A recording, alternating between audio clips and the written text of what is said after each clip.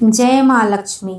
आप सभी को धनतेरस की हार्दिक शुभकामनाएं। आज हम सब सुनेंगे धनतेरस के दिन माँ लक्ष्मी की कही जाने वाली कथा, धनतेरस की कथा। हर साल कार्तिक मास की त्रयोदशी तिथि के दिन धनतेरस का त्योहार मनाया जाता है। समुद्र मंथन के दौरान हाथ में अमृत कलश लेकर प्रकट हुए भगवान धन्वंतरी का पूजन इसी दिन मुख्य रूप से किया जाता है। इसी के साथ धनतेरस पर माँ लक्ष्मी के पूजन का भी विधान है। इस दिन भगवान धन्वंतरी और माँ लक्ष्मी के पूजन से घर में धन्य संपदा बढ़ती है। धनतेरस पर माँ लक्ष्मी का पूजन करने से एक पौराणिक कथा जुड़ी हुई है। आइए हम सब कथा सुनते हैं। पौराणिक कथा के अनुसार एक बार भगवान विष्णु का मन हुआ कि पृथ्वी पर भ्रमण करने चला जाए।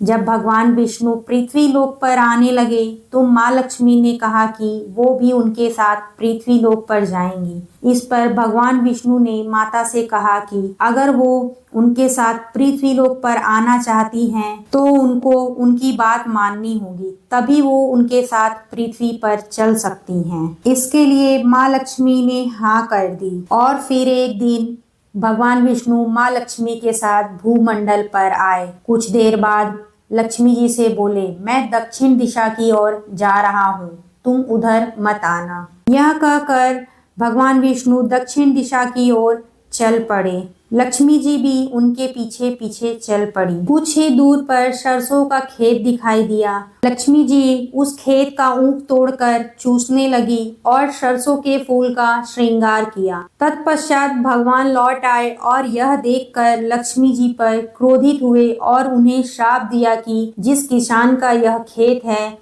12 वर्ष तक तुम्हें उसकी सेवा करनी होगी। ऐसा कहकर भगवान क्षीर सागर चले गए और लक्ष्मी जी ने किसान के यहाँ जाकर उसे धन्य धान्य से पूर्ण कर दिया। तत्पश्चात 12 वर्ष बाद लक्ष्मी जी जाने के लिए तैयार हुई, किंतु किसान ने रोक लिया। भगवान जब किसान के यहाँ लक्ष्मी जी को बुलाने आए तो किसान ने लक्ष्मी जी को नहीं जाने दिया। तब भगवान बोले, तुम परिवार सहित गंगा जाकर स्नान करो और इन कौड़ियों को भी जल में छोड़ देना। जब तक तुम नहीं लौटोगे तब तक मैं नहीं जाऊंगा। किसान ने ऐसा ही किया। जैसे ही उसने गंगा में कौड़ियां डाली वैसे ही गंगा में से चतुर्भुज निकले और कौड़ियां लेकर चलने को उद्यत हुए। जब किसान ने ऐसा आश्चर्य देखा तो गंगा जी से पूछा कि ये 4 भुजाएं किसकी थी। गंगा जी ने बतलाया कि हे किसान, वे चारों हाथ मेरे ही थे।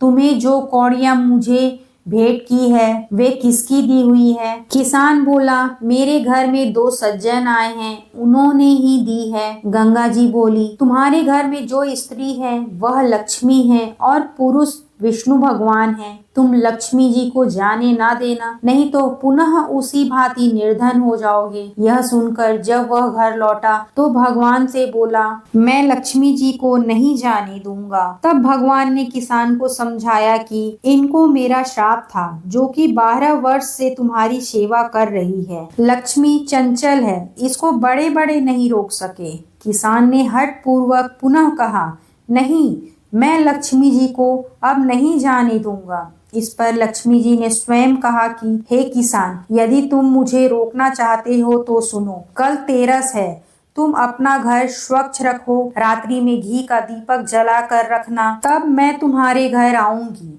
उस समय तुम मेरी पूजा करना, किंतु मैं तुम्हें दिखाई नहीं दूंगी। किसान ने कहा, ठीक है, मैं ऐसा ही करूंगा। इतना कहा और सुन लेने के बाद लक्ष्मी जी 10 दिशाओं में फैल गई। भगवान देखते ही रह गए।